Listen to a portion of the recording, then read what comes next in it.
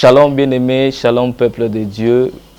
Vous êtes assez nombreux de nous suivre sur cette chaîne qui est la nôtre et la vôtre, ML24 TV. Que la paix de Dieu soit avec vous et que la grâce demeure. Que le Seigneur vous bénisse, quand même que nous sommes confinés en ce moment très difficile où l'humanité est secouée par cette pandémie. Mais la parole de Dieu dit ceci, que tout concourt au bien de ceux qui aiment Dieu.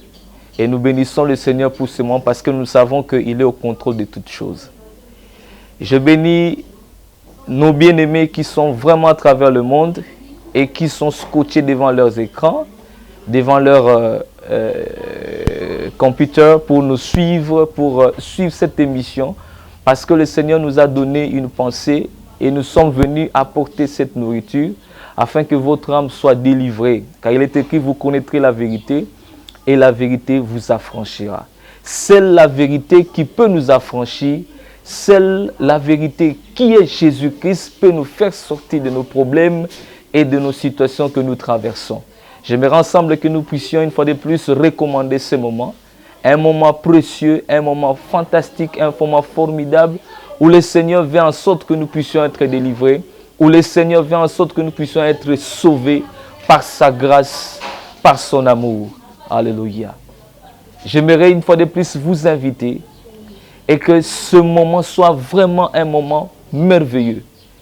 Prions au nom puissant de Jésus. Seigneur, je te bénis, je te rends grâce pour ce moment merveilleux que tu as rendu possible la vie pour les bien-aimés. Merci parce que tu es là. Merci parce que tu vas délivrer. Merci parce que tu vas sauver. Merci parce que tu vas rendre possible la vie. Merci parce que tu vas rendre possible la guérison, l'âme, l'esprit et le corps. J'ai ainsi prié au nom puissant de Jésus. Amen. J'aimerais lire une portion de l'Écriture dans Psaume chapitre 68. Psaume 68, le verset 20 jusqu'au verset 21.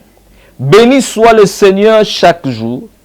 Quand on nous accable, Dieu nous délivre. Dieu est pour nous le Dieu de délivrance. L'Éternel, le Seigneur, peut nous garantir de la mort. Le Seigneur Dieu est pour nous le Dieu de délivrance, comme le psalmiste le dit. Que Dieu est là pour nous délivrer. Dieu est là pour nous sauver. Nous sauver, nous délivrer a été toujours la volonté du Seigneur. Malgré on se retrouve dans des problèmes très difficiles, malgré nous nous retrouvions dans des situations compliquées, mais j'aimerais dire à quelqu'un que nous délivrer a été toujours sa volonté. Le Seigneur, dans ces jours de la chair, quand il est venu sur la terre, il a annoncé la bonne nouvelle.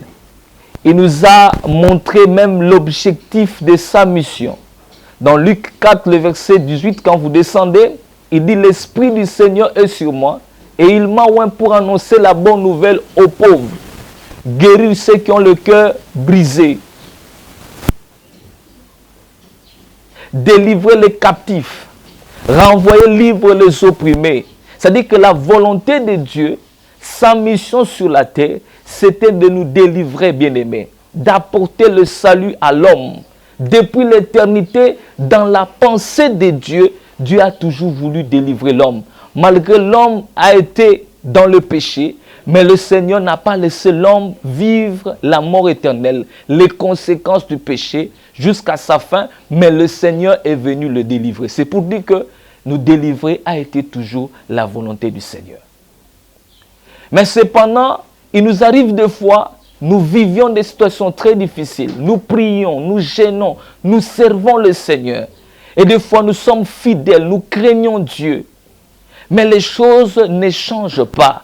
J'aimerais dire à quelqu'un que ce matin, ce soir, selon l'heure à laquelle vous nous suivez, que le Seigneur est là pour t'accorder la délivrance par une vérité que tu vas découvrir et que tu vas comprendre ensemble avec moi qu'il est là pour toi et que les choses ne vont plus être les mêmes et que cette saison que tu commences et que la saison que tu es en train d'entrer, c'est la saison qui est bénie, la saison qui est pleine de grâce et le Seigneur va manifester sa main.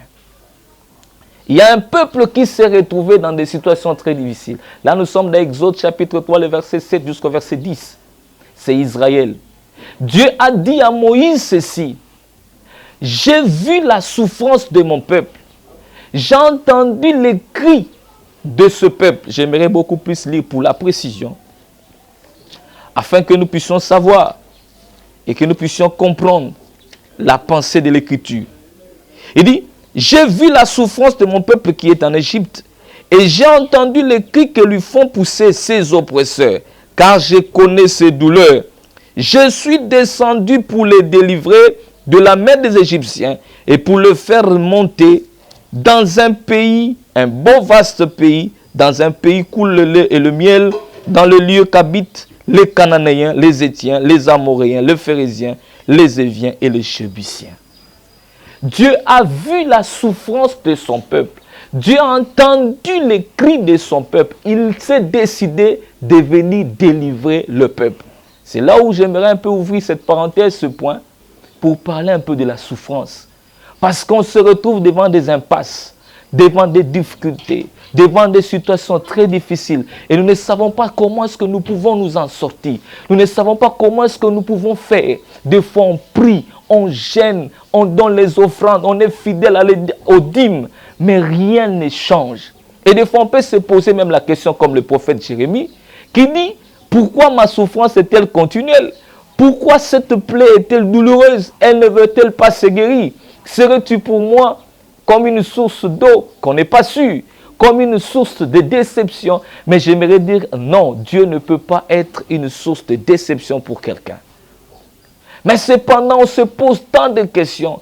On ne sait pas quoi dire. On ne sait pas quoi faire. Des fois, notre foi est affaiblie. On ne prie plus, on n'est plus zélé. Parce que plus on évolue dans les prières, mais plus qu'on sent encore les choses s'empirer.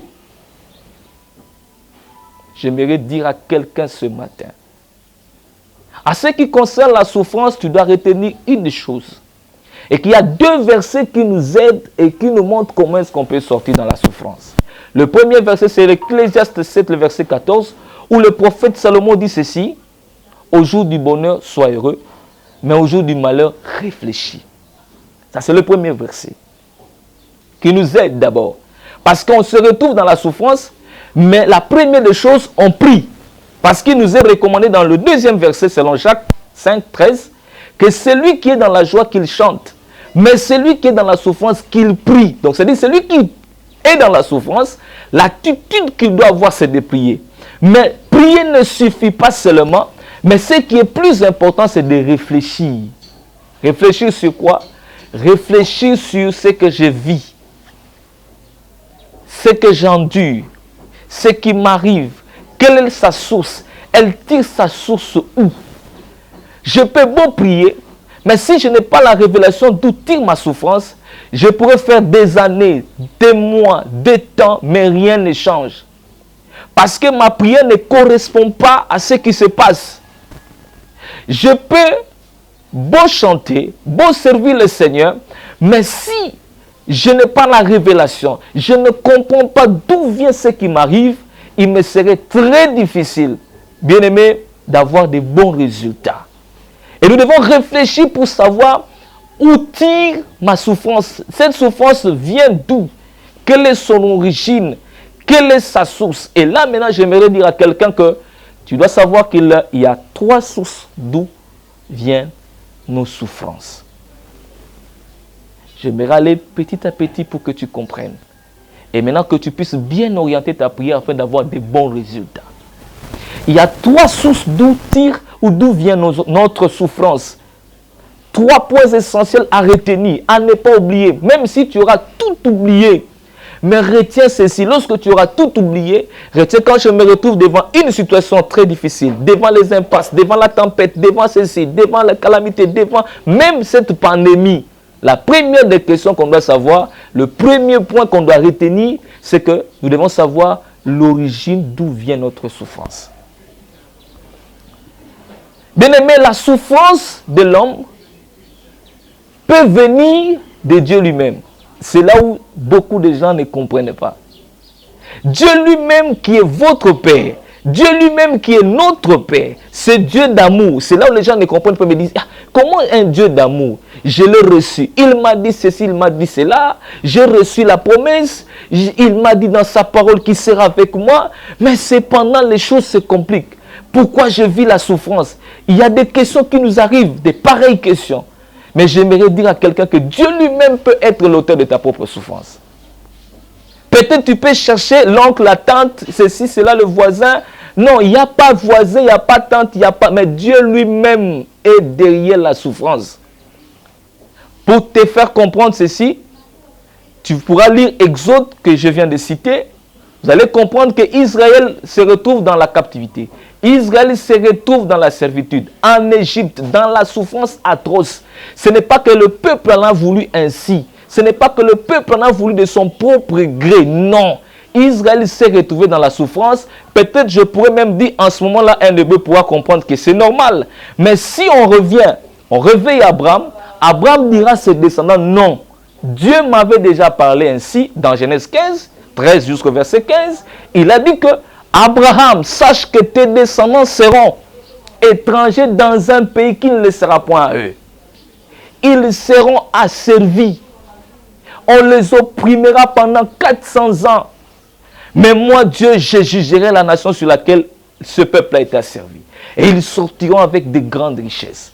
Donc, l'entrée de la servitude de ce peuple, les Hébreux, le temps qu'ils devaient faire dans la servitude, les circonstances même de cette servitude, et même la sortie de ce peuple, bien-aimé, j'aimerais te dire que c'était Dieu lui-même qui avait prévu cela. C'est pour dire qu'il y a une souffrance qui vient de Dieu. Et la souffrance qui vient de Dieu, la souffrance qui tire son origine de Dieu, nous l'appelons épreuve. Pourquoi Dieu nous éprouve? Pourquoi c'est Dieu qui nous a choisis, appelés à vivre le salut? Il a dit ceci, recherchez le royaume de Dieu et la justice de Dieu, et le reste vous serez donné par-dessus. C'est-à-dire que nous devons vivre aussi ce qu'on appelle les bienfaits sur la terre. Mais cependant, c'est la souffrance. Dieu peut être la source de ta souffrance. Et la souffrance qui vient de Dieu, l'apôtre Jacques par le Saint-Esprit dit que cette souffrance est appelée épreuve. Pourquoi est-ce que Dieu nous éprouve? Pourquoi est-ce que Dieu nous laisse passer par le feu? Par des raisons que tu dois retenir. Dieu nous éprouve. Dieu nous laisse passer par le feu. Dieu nous laisse passer par la souffrance. C'est parce qu'il veut que nous puissions grandir dans la foi. Bien aimé, la foi vient de ce qu'on entend, mais la foi ne grandit pas par des jouissances. Non, la foi grandit par des situations très difficiles. Dieu va éprouver ta foi. Dieu va éprouver ton amour. Dieu va éprouver ta sainteté. Tu dis que tu es humble. Non, ce n'est pas toi nous dire que tu es humble. Mais nous allons simplement constater, lorsque certaines situations qui vont venir, que ah non, celui-là est humble. Non, celui-là a l'amour. Non, celui-là a la sainteté. Parce que Dieu nous éprouve et l'épreuve nous amène à grandir dans la foi. La foi vient de ce qu'on entend, mais la foi ne grandit pas lorsque tu te retrouves dans la gaieté. Non, la foi grandit dans des situations très difficiles. Le Seigneur ne veut pas que nous puissions rester comme des enfants. Le Seigneur veut que nous atteignions la maturité. L'apôtre Paul le dit, quand j'étais enfant, je parlais comme un enfant. Je raisonnais comme un enfant. Je m'exprimais comme un enfant. Mais lorsque je suis devenu homme, j'ai fait passer de ce qui est enfant. C'est-à-dire que Dieu ne veut pas que son enfant, un fils de Dieu, demeure toujours dans l'enfance, non. Qu'il reste toujours dans le lait, non. Qu'il reste un bébé, non. Mais il veut que celui-ci puisse grandir. Lorsqu'il grandit, l'apôtre Paul le dit. Il dit qu'aussi longtemps l'héritier demeure esclave, demeure un enfant, son sort ne diffère en aucun cas d'un esclave. Galates 4, le verset 1er. Donc si tu restes un enfant, bien aimé, tu ne pourras pas jouir. Tu ne pourras pas bénéficier de tout ce que le Seigneur a déposé en toi. Donc ça veut dire que tu dois savoir une seule chose, que l'épreuve permet à ce que je puisse grandir dans la foi. Que j'ai la maturité. La foi grandit lorsqu'on se retrouve devant les épreuves. Des situations très difficiles. Le Seigneur nous éprouve. Il nous laisse passer de ce moment-là pour que nous puissions comprendre, pour que nous puissions avoir la grandeur et que nous puissions grandir dans la foi. Bien-aimés, L'épreuve qui vient de Dieu, Dieu l'a déjà fixée par rapport au temps. Même si tu invoques le feu en ce moment-là, même si tu invoques la sortie, mais comme cela vient de Dieu, c'est qu'il y a un temps qui a été prévu. Il y a un temps que Dieu a prévu, il y a aussi la sortie. Et raison pour laquelle j'aimerais même dire, quand tu passes des moments très difficiles, sache très bien que cette situation-là, il y a la finalité, une récompense. Bien aimé, le Seigneur ne veut pas que nous puissions avoir des enfants en église, non, que nous ayons des adultes. Parce que quand on demeure un enfant, il y a un vent qui souffle, il y a un problème qui arrive, il y a une situation, on perd le pédale. On n'a plus cette foi, on n'est plus zélé, on ne prie plus. Combien de personnes ont quitté des églises? Parce qu'il y a quelque chose qui est survenu, il y a une persécution qui est survenue, parce qu'il y a quelqu'un qui a été une pierre d'achoppement pour lui. Ah non, on a dit qu'il y a une église, on a ensemble, on a sauté. Ah, tu peux pas mettre ça libakou. Mais non, libakou est à la kaka. Pas problème est comme kaka. Chacun de nous a une façon, une manière que Dieu va permettre à ce que les problèmes arrivent. Et c'est que tu dois retenir. Même si tu quittes l'église où tu te retrouves, tu vas dans une autre église, il y aura toujours des problèmes. Il y aura quelqu'un qui sera comme une pierre d'achoppement pour toi. Et tu dois retenir que Dieu peut utiliser toutes ces voies-là. Mais parce qu'il veut simplement que tu puisses grandir dans la foi. Et que tu aies notre caractère, bien-aimé. Ne fuis pas l'épreuve. Ne murmure pas contre Dieu. Et quand on sait que ce que je vis vient de Dieu, maintenant on va savoir comment est-ce qu'on peut orienter la prière. Savoir comment est-ce qu'on peut prier. Demander la force à Dieu. Demander la main de Dieu. Demander le soutien définitif du Seigneur afin que tu passes ce moment-là. J'aimerais dire à quelqu'un qui traverse une situation très difficile. Et si tu reconnais que ce que je vis, ça vient de Dieu, je te demande, prie en demandant simplement la force et que le Seigneur te soutienne. Prions le Seigneur. Père, je te recommande les bien-aimés en tes saintes mains. Toi qui as rendu possible la vie, donne à chacun d'eux la force de passer ce vent, cette tempête qui s'est élevée dans l'église, dans la famille, dans les activités. Des fois, il y a une personne, il y a un frère, il y a une sœur qui s'est retrouvé dans des recommencements perpétuels. Il ne sait plus comment avancer. Il a perdu la force, il a perdu la foi. Il n'est plus zélé pour la prière, pour la parole, pour l'église. Il n'est plus zélé à demeurer dans la présence parce qu'il sera vécu des déceptions à répétition. Mais il n'y a que toi qui peux remédier. Il n'y a que toi qui peux donner solution. Il n'y a que toi qui peux fortifier. Seigneur, fortifie la bien-aimée, fortifie ce frère. Donne la force intérieure. Seigneur, donne la force intérieure parce que nos capacités ne viennent que de toi. Il n'y a que toi qui peux rendre possible. Renouvelle la force, oh Jésus. Renouvelle la force dans ce frère. Renouvelle la force dans ce bien-aimé. Renouvelle la force, oh Jésus. Que ce frère se tienne encore debout. Que ce frère se réveille de son profond sommeil. Celui qui a perdu le premier amour, Dieu restaure son premier amour pour toi. Celui qui a perdu ce zèle avec intelligence, Seigneur, restaure son zèle avec intelligence. Oh Dieu de gloire, et que la grâce te mette au nom puissant de Jésus. Que le Seigneur vous bénisse. Que le Seigneur vous garde. Je suis le pasteur Olivier Lubamba. Et que la paix et la grâce de Dieu vous soient en partage. Et que la guérison et la main de Dieu vous soit en partage et que cette main vous guérisse. Soyez bénis, soyez bénis.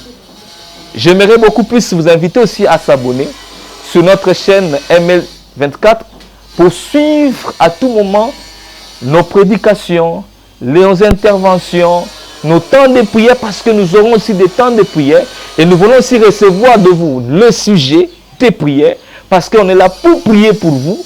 Donc écrivez-nous sur nos contacts qui sont affichés là, nous serons là pour prier en ligne. Abonnez-vous massivement parce que quand vous êtes abonné, vous cliquez sur la cloche, là nous sommes là et vous allez suivre nos prédications à tout moment parce qu'il y aura une notification sur votre email. Que Dieu vous bénisse. Mon numéro plus 24, plus 243 plutôt, 82 61 89 981. Je réponds plus 243 82 61 89 981. Soyez bénis, que la grâce vous soit en partage.